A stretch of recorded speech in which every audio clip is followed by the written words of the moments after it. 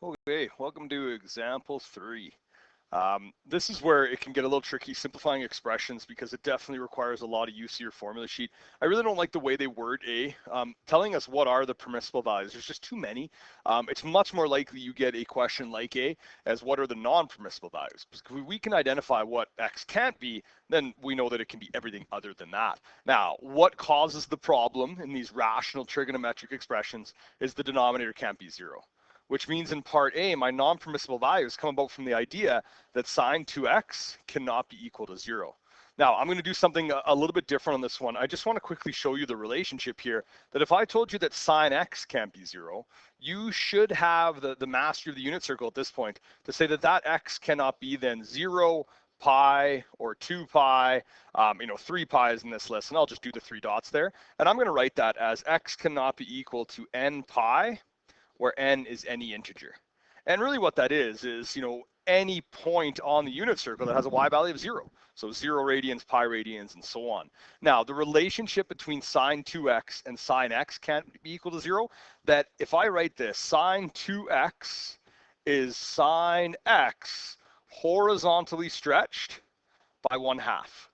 Now that horizontal stretch applies to every single value, including the non-permissible values. So if I go back to the idea that sine 2x cannot be equal to 0, that occurs when x is half of these values.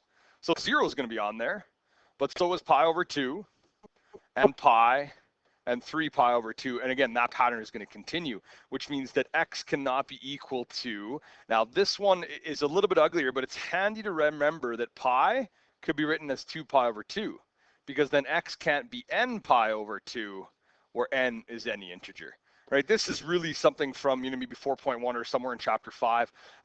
Every single time x is one of these values. Now, this was just a means to an end. This right here is my non-permissible values. Every other possible angle but the ones that would be in that list are permissible. So much, much easier to say the non-permissible values as opposed to try to come up with every single value that it could be. B is where this trips up students quite a bit. Now, in the purpose of full disclosure, we are, reducing the amount of proofs and stuff we have to do to finish the course, but simplification is very important, and we definitely expect to be able to do this. This is, again, back to your formula sheet.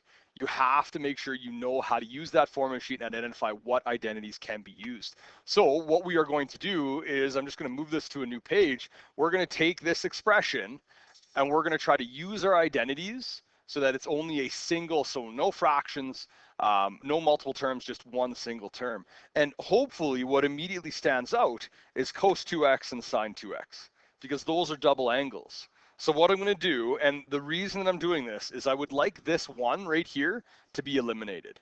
So for my cos 2x, I am going to use the identity that cos 2a on the formula sheet is equal to 1 minus 2 times the sine squared. In this case, it'll be x.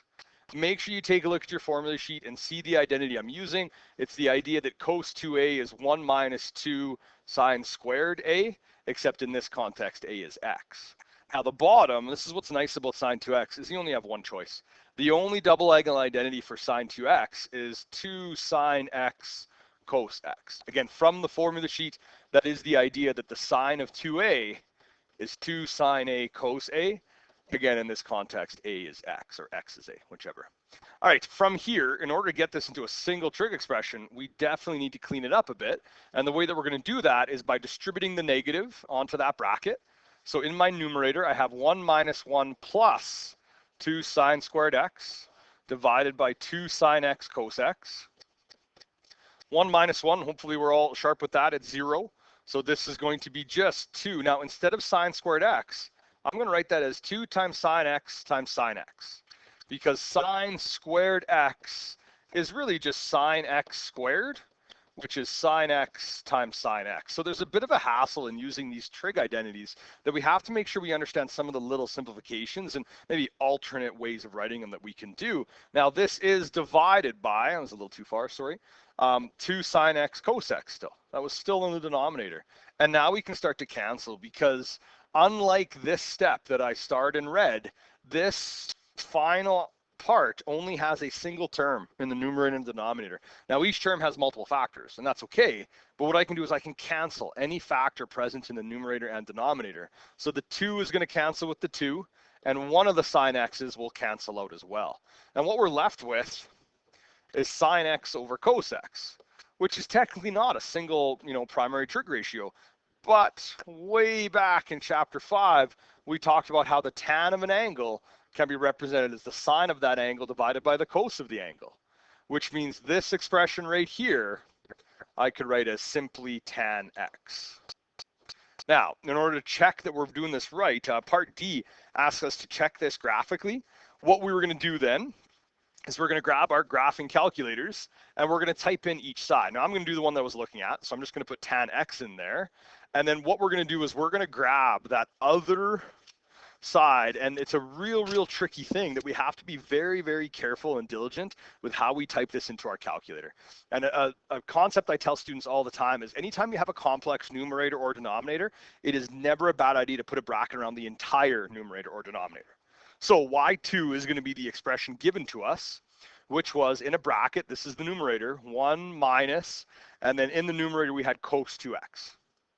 Now, we have to close the bracket on the cos, and then we have to close the bracket on the entire numerator, and then that's divided by the sine of 2x, and we'll close that bracket.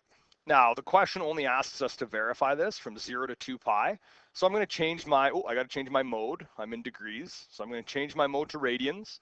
Then I'm going to change my window, and I just want to look at 0 to 2 pi. And then because we are in radians, we'll switch this. Let's go every 30 degrees or the radian equivalent of that. And I think -4 and +4 would be perfectly acceptable. Now, what your calculator is going to do is it's going to graph what we said it was equivalent to in blue, and then it's going to graph the given expression in red.